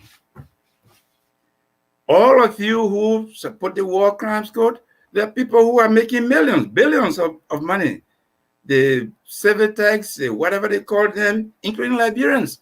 Some of them have born false witnesses, gotten people to testify against people, including me, okay, and others, okay. There's no case. So people are still being used. Liberians are still being used against themselves and against each other. For example, the recent case with Mrs. or Agnes Taylor, they kept this young lady in jail for 2 years in London, only for the British government to say they had no case against her. But there were Liberians, people believed to be Liberians, who could not speak English, coming from Guinea or other places, producing witnesses, paid witnesses. So raise all the money you can. If it will satisfy you, bring the war crime court. All of you rally. Let's get over with and leave this war thing and go on developing our country. Now, before you move on, Dr. Boley, the issue with Miss ASHFORD, you sat down and this lady clearly articulated as to how her parents were murdered, how her sister was raped. Again, you were the leader of the LPC, and you rightly said when you bring war or when war comes, people get killed. Yes. And don't you think you should be a little remorseful or respectful to this lady who just told you this thing about her parents? Mr. Garland, this lady made an allegation against the LPC. I have no evidence that what she says is true. Okay. It's an allegation. That's what she says. I was not in Banga. She didn't see me in Banga. No, she can't point finger at me and say you were there. I mean, unlike what other people have said. So why would I offer them? I regret that she lost family members, just like I tried to indicate that we all lost family members. But how else can I, how else can I appease Ms. ASHFORD without seeing that a war is not a picnic? And it's not. I mean, what am I supposed to say? Okay, let's move on. Now, can I move on to the next issue somebody raised? Somebody raised the issue about Mr. Harris, I believe, about something. I'm trying to read my notes here. Oh, okay. Harris was the one who mentioned the Child Julu issue. Again, the mention of Child Julu, and there was the AFL. Of course, everything that happened during the war is AFL. Okay? The AFL is the worst army in the world. And AFL is crime dominated. Okay? So we should all disabuse ourselves about this prejudice. Until we do that, reconciliation is far from being in sight. Okay? I think those are the questions, basically, the two on education. We're working on some things. We're working with the ministry to make sure that our school system gets improved. In fact, I'm one of those in the House that is advocating this 20% budget allotment for education. Education and health are very important. And again, I mean, you have to lobby. You have to let your colleagues know that, look, we need to improve education. There are partnership schools. There are things. Our system is really bad off. Okay, but criticizing and not doing anything is not going to solve the problem. I agree with you. We need to do a lot more than we are doing, and some of us, including me, are working on trying to get the government to allocate more money, getting our people to take ownership of the 2014 laws, regulate the schools, take ownership, be their own school boards, like you have local school boards in the states. It's going to take education. It's going to take resources. It's going to take people who know what a school board is supposed to do. We pass these laws. Now they need to be implemented. And Mr. Garley, with respect to your comment as to, again, about this situation in Banga, I don't mean to sound, or brass or callous as one of the respondents said, but I don't know any other way with all the prejudices, okay, against us as a people. And again, I'm not tribalistic, okay? The coalition of forces that participated with ECOMOG to bring the peace included the Lofa Defense Force, the NPFL, CRC, okay, and others. It wasn't just George Boley or the LPC. And so that organization, all these things happen, the brand, everything is LPC, and the propaganda. And sometimes it just, you get to a point where you don't feel anything anymore, because it's been said so many times in so many crude ways that you say, well, that's the people's perception. I mean, does it change me from being church bully? No. And I know I'm not a callous person by nature, and I'm not appealing for sympathy. I'm just saying I answer your questions honestly, and if my honesty is too brash or appears to be remorseful, that's me. Thank you. Okay. Again, that's the voice of Dr. Boley. And folks, again, let us be civil. Don't get too emotional to the point where you start to go out of character. Okay, respect yourselves, respect this platform. You can ask all the questions you want, but we ask that you please be respectful, void of profanity. Tomorrow we're gonna be a little slower, but we'll have Quincy T to come and do a little bit of entertainment for us. We'll take a break on Friday. On Monday, we'll have Senator Steve Zago. He's the national chairman of the Liberty Party. He will be in our studio on Monday. Let us now go back to the telephone line and perhaps get a few calls. We have 714 now. I want to say a big thank you for your patience. 508 is the area code. Tell us your name.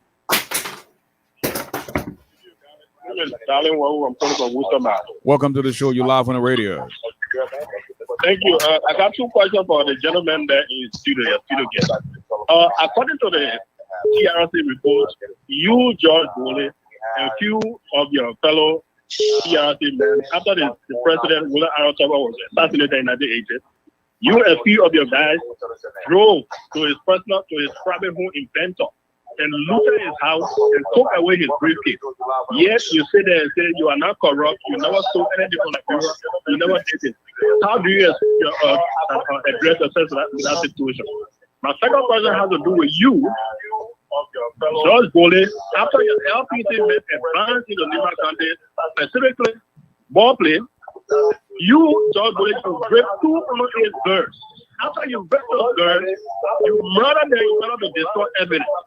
What do you have to say to that? You personally raped those girls. You wanted those guys, they say it was done for some biggie or medicine or African voodoo. You have to do that in order for your voodoo to be strong.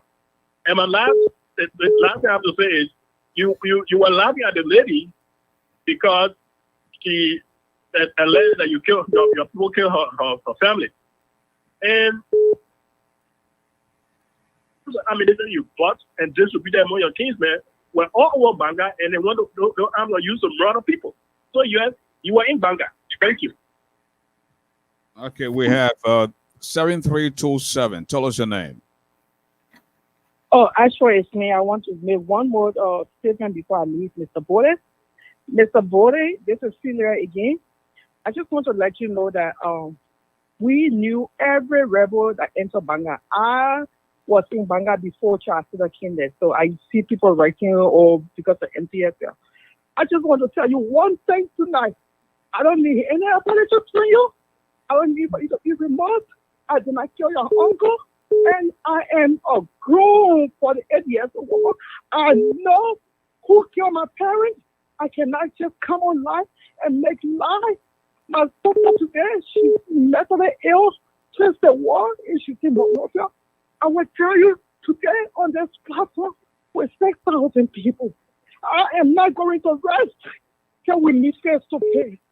My brothers are not going to rest till we all meet you in Monrovia. This is not going to be the end of you and my son. These are items. By watching you tonight, just by watching you tonight, bring back memories. My mother was just 41 years old, a young woman who never fought. My father never worked for no government before. My mother was the business woman in Nigeria, where LPC had no cause to kill her for no reason. She was not able to tell a woman, we had no cause to be man. I'm just telling you, you hide me so much.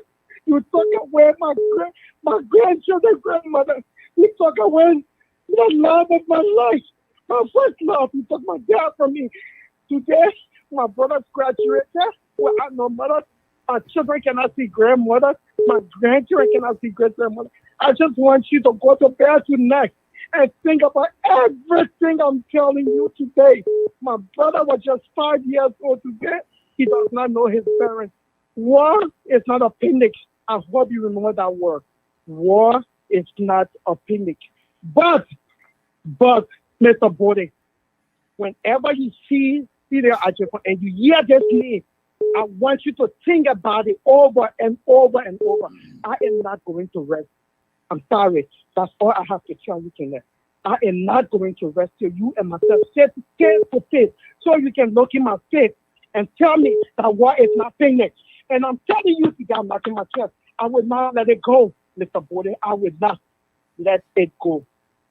Thank you, Mr. ASHFORD GARLEY. Thank you. And Thank you. And that does it for the callers. We'll just go back to Dr. Boley, and perhaps maybe I got one or two concerns there, then we can call it a night. Go ahead, Dr. Boley. Thank you. Let me start with the gentleman and the TRC about the Talbot estate. This particular gentleman, these are the kinds of people who go around spreading disinformation and making allegations that have no bearing whatsoever. None. Okay? I never went to Talbot's house. I never looted Bento or Bensonville. Okay? Maybe he doesn't know what happened. And people who deal in innuendos and gossips and outright lies, disinformation, they flame passion. The coup occurred on the 12th of April. I left the prison, walked away from being hanged the day before, and I had nothing to do with the coup. I was in prison. When I came to the executive mansion, after, as you mentioned earlier, going home to my uncle and getting a haircut, right behind the mansion, the PRC put a government together. And one of the things we heard was that there was what they call it, counter coup, okay, coming from the direction of Bensonville. The second thing the PRC asked me to do was to make sure that those people that were in the Bensonville area, that they were protected, because we didn't want the soldiers going wild. Officers from the armed forces were assigned with me, Goronko Luo, and others. We went to Bensonville. And in the process, Mr. Twazama, who was at the time Mr. Talbot's butler, was there. Went into the Bensonville property and searched, made sure nothing of the nature we were hearing in Monrovia was true. And it's true. Mr. Twazama then handed over to Mr. Kolongo Luo in the army the briefcase, okay, one of Talbot's briefcases. And it was brought to Monrovia and delivered to the TRC. So anyone who says that George Boley went to Benton and looted, go make your case. That's a lie as a lie can be. I've heard this in the diaspora community, and I just thank you, Mr. Garley, for giving me the opportunity to clear this disinformation has been going on these last 3 decades or more by people with people who just make up stories and thrive on those stories about decent people. The other thing you said. Dr. Boley, just before we take leave of you, looking at your track record, how do you want to be remembered?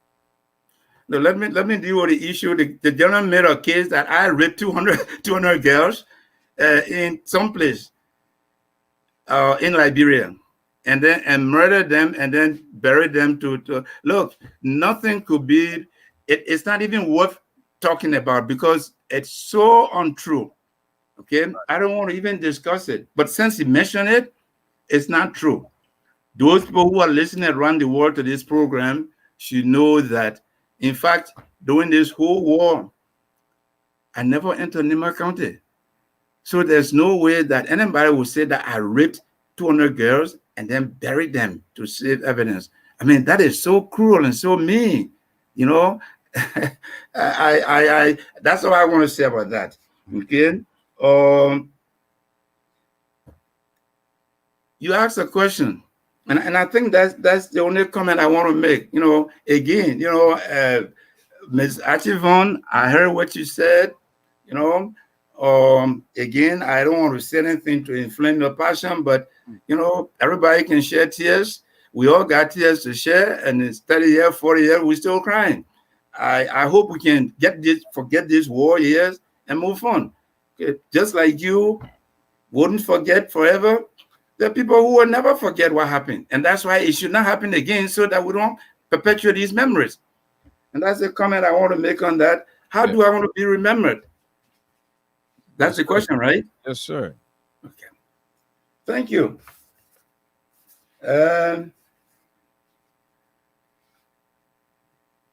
Since my experiences in government, all over the world, places I've been, but particularly Liberia. I'm talking to Liberians tonight and people who are associated with Liberians.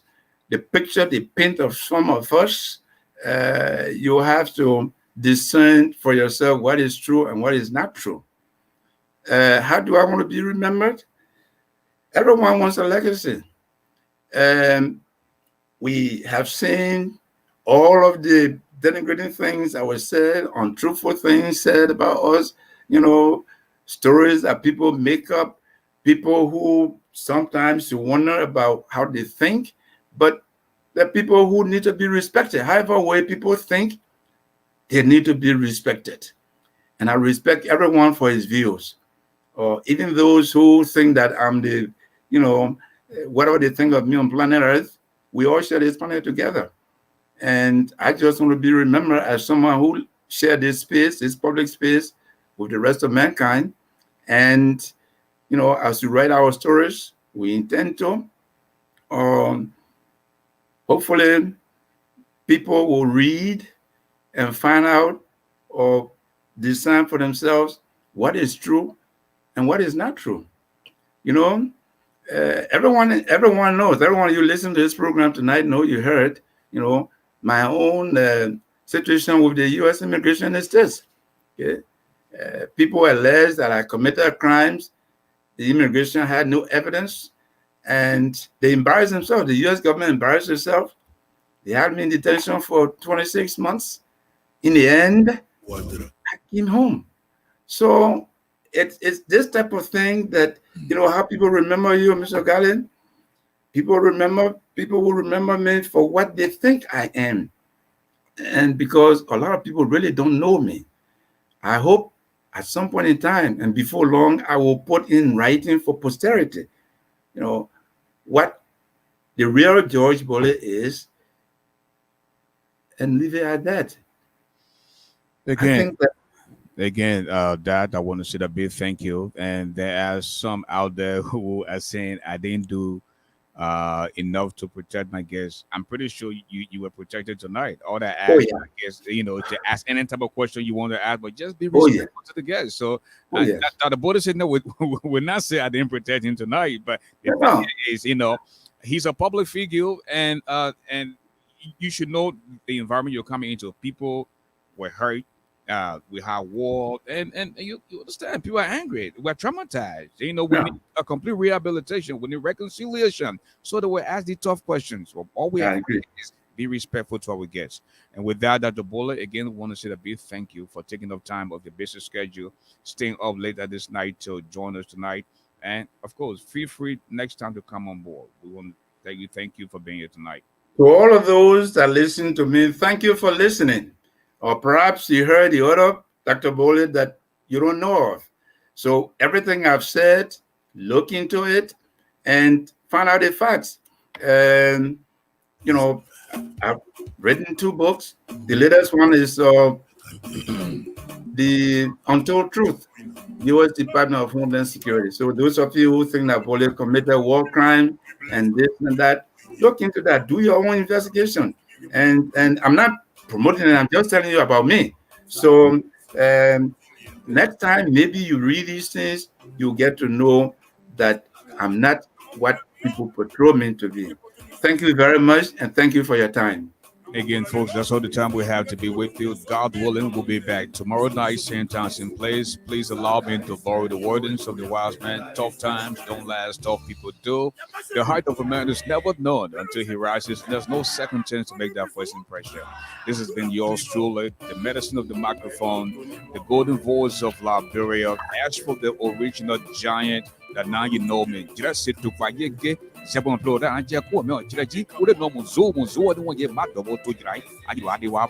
ASHFORD GARLEY. Have a good night. Thank